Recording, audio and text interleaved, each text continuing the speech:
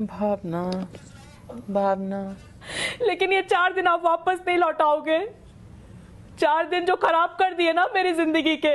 Acting की बादशाह कसम से बहुत अच्छी वीडियो बनाई है। दोस्तों स्वागत है आप सब लोगों का इस चैनल के एक और नए वीडियो में। सोशल मीडिया की ट्रेंडिंग खबरें। कल कर्नाटका चुनाव के नतीजे सामने आने वाले, लेकिन तिहाड़ चौधरी जैसे राइट विंगर जो हैं वो एग्जिट पोल के बाद से ही रोना शुरू कर चुके हैं और इस टाइम पर पूरे डिप्रेशन में जा चुके हैं। कल क्या होगा, कहां पर कितनी बर्नॉल के ट्रक चाहिए होंगे, ये मैं आपको बताने का काम करूंगा। लेकिन अभी के लिए थोड़ा सा आपको लाइट हार्टेड चीजें दिखाना चाहता हूं और आपका एंटरटेनमेंट करना चाहता हूं भक्तों के नमूनेपन के साथ। सो बिना किसी देरी के सबसे पहली खबर आपको दिखाना चाहता हूं।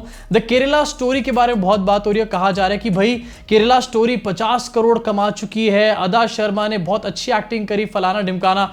लेकिन कहां से आए हैं ये 50 करोड़ रुपए? ये 50 करोड़ रुपए आए हैं चाय वाले चिचा के टी स्टॉल से। जी हां, चाय बेच कर 50 करोड़ रुपए यहां पर फिल्म में ट्रांसफर करे गए हैं। आप इस बात पे यकीन नहीं मानेंगे, अपने स्क्रीन पर देखिए। भाजपा दिल्ली प्रदेश द्वारा छात्रों एवं महिलाओं को फिल्म द केरला स्टोरी निःशुल्क दिखाई जा रही है। इस बहुचर्चित फिल्म को देखने एवं अपनी सीट बुक करने के लिए ये जो नीचे दिया हुआ नंबर है इस पे कॉल करें। यानी कि दिल्ली में जो बीजेपी प्रदेश की इनका यूनिट है वो दिल्ली में महिलाओं को और छात्रों को फ्री में दिखाने का काम कर रहा है केरला स्टोरी। अब आप खुद समझ सकते हैं कि ये केरला स्टोरी कितनी घटिया, कितनी निहायती बुरी फिल्म होगी कि पैसे दे देकर इसको दिखाने का काम किया जा रहा है। और दूसरी तरफ से कहा जा रहा है कि 50 करोड़ की कलेक्शन हो चुकी है, फिल्म ब्लॉकबस्टर हो चुकी है। पठान की कलेक्शन के ऊपर सवाल करे जा रहे थे, लेकिन यहां पर एक फज नंबर सीधा सीधा दिखाने की कोशिश करी जा रही है। और ये किसी और ने नहीं बल्कि बीजेपी दिल्ली ने खुद ही ट्वीट करने का काम किया था। ये ट्वीट भी आपके सामने रख देता हूं। भाजपा दिल्ली प्रदेश फलाना ढिमकाना, सेम इंफॉर्मेशन दी हुई है और कॉल करने का समय भी बता रखा है सुबह 10 बजे से शाम के 6 बजे तक। यानी कि केरला स्टोरी का जो फटा हुआ ढोल था उसकी सच्चाइयां यहां पर सामने आ चुकी हैं। अगली खबर निकल कर आ रही है हॉलीवुड से। जी हां, नरेंद्र मोदी का यहां पर बायोपिक बनाई जा रही है। और कौन बना रहे हैं? जॉनी डेप भाई साहब बना रहे नरेंद्र मोदी की बायोपिक। अब इसका नाम क्या होगा? The pirates of Gujarat? नहीं, ऐसा बिल्कुल भी नहीं है, क्योंकि ये एक मात्र अफवाह है। जी आपको दिखाना चाहता हूं कौन अफवाह फैला रहा है, ये भी दिखा देता हूं। ये अफवाह डीएनए की तरफ से निकलकर सामने आई है। डीएनए वही है, डेली न्यूज एनालिसिस, जो कि पहले तिहाड़ चौधरी पेश करने का काम करता था। यहां पर बताया गया कि Johnny Depp to direct Modi biopic, announces starcast Al Pacino set to play crucial role. भाई क्लिक बेट तो मैंने आज तक सुना था, लेकिन ये तो पूरी तरीके से क्लिक जुमला है। जी हाँ, क्लिक जुमला है। आपको स्क्रीन पे दिखाना चाहता हूं। Johnny Depp to direct biopic on Italian artist Medeo Modigliani. Narendra Damodar Das Modi नहीं है, इटालियन मोदी है। यहाँ पे कहीं की कोई भी न्यूज उठा के कहीं का कुछ भी जोड़ के ये लोग बना देते हैं उसको क्लिक जुमला। क्लिक बेट मत बोलना, ये क्लिक जुमला है। अब इसी साथ अगली खबर की तरफ बढ़ना चाहता हूं। और यार ये भी बहुत ज्यादा अपने आप में एंटरटेनिंग है, क्योंकि भक्त फिर से एक बार बॉयकॉट करने का काम करें एक ऐसी चीज को जिसको खरीदने की वो औकात नहीं रखते हैं। क्या है इस बार? स्टारबक्स की कॉफी। जी हां, स्टारबक्स की कॉफी जो कि लगभग 300-350 रुपए की आती है।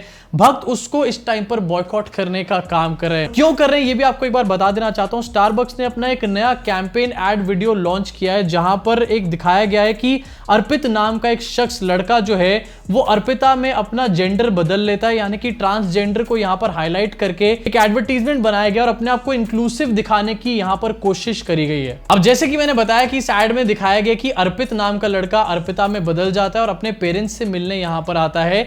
लेकिन यहां पर भक्तों को बहुत ज्यादा मिर्चें लग गई हैं, बर्नॉल की कमी पड़ चुकी है। आपको दिखाना चाहता हूं जेम्स ऑफ बॉलीवुड, जो कि पठान के ब्लॉकबस्टर होने के बाद चूहे के बिल में जाकर के दुबक गया था, वो एकदम से बाहर निकल कर आ चुका है। और ये लिख रहा है आपकी स्क्रीन के ऊपर, व्हाई ऑल दिस वो ज्ञान to go for risky gender change procedures to Hindus, why Arpit to Arpita, why not Imran to Imrana.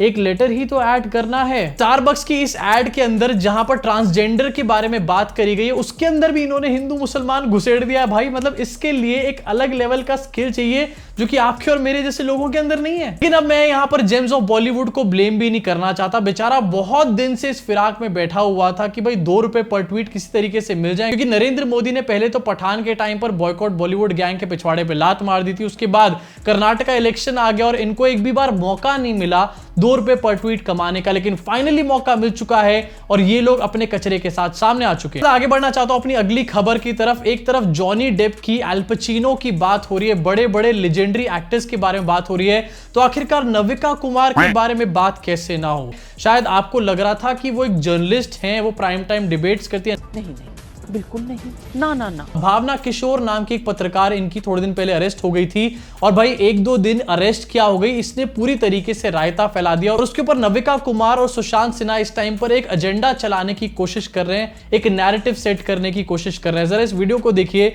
जहां पर एक्टिंग स्किल्स का एक भरपूर प्रदर्शन देखा जा सकता है। भावना, तुम्हारा एक एक आंसू जो है ना बहुत कीमती है। मैं रोऊंगी नहीं, मैं मुस्कुराऊंगी, मैं खुश होंगी। मैं सबसे कह रही हूँ यहाँ पे हंसो, कोई रोएगा नहीं, कोई नेगेटिविटी नहीं चाहिए लाइफ में।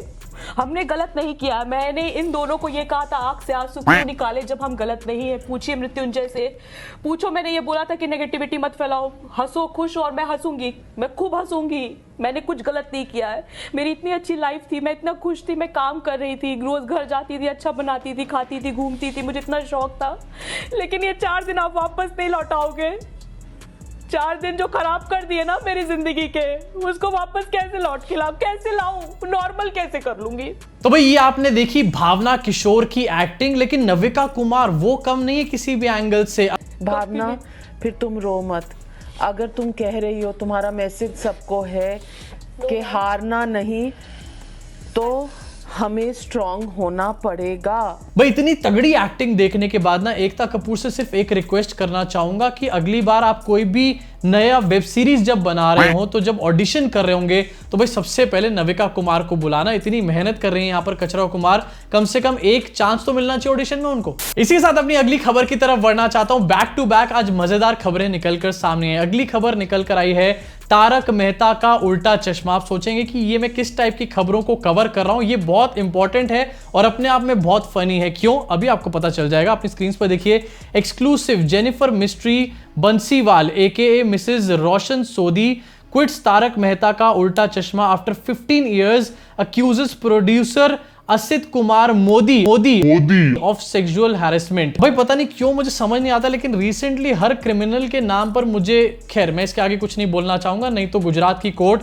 मुझे भी यहां पर जेल की सजा सुना देगी 2 साल की। अब गुजरात की कोर्ट के बारे में बात हो ही चुकी है, तो एक इंपॉर्टेंट अपडेट वहां से भी निकल कर आया है। जिस जज ने राहुल गांधी को सजा सुनाने का काम किया था, उसकी प्रमोशन के ऊपर स्टे लगाने का काम कर दिया सुप्रीम कोर्ट ने। अपनी स्क्रीन पर देखिए, राहुल गांधी को सजा सुनाने वाले जज समेत 68 जजों के प्रमोशन पर सुप्रीम कोर्ट ने लगाई रोक। पूरी तरीके से 56 इंच की पनौती लगा डाली है। यहां पे मैं आना चाहता हूं अपनी आखिरी खबर की तरफ, और इस खबर में मोदी जी का इंटरनेशनल डंका जो है ना, वो भी कहीं ना कहीं एक्सपोज होता हुआ नजर आ रहा है। इनफैक्ट ये जो हिंदुत्व ऑर्गेनाइजेशंस हैं, इनकी सच्चाइयां क्या है, ये भी साफ साफ पता चल रही है। खबर निकल कर आई जहां पता चला, found drinking on Ganga banks, 2 Israel tourist thrashed in Haridwar. यानी कि 2 इजराइल के टूरिस्ट थे, गंगा के बैंक्स के ऊपर दारू पीने का काम कर रहे थे, उनको हिंदुत्व ग्रुप के लोगों ने मारने पीटने का काम किया। उसके बाद क्या हुआ, वहां पर पुलिस आई और उन इजरायलियों के ऊपर ही फाइन लगा करके चली गई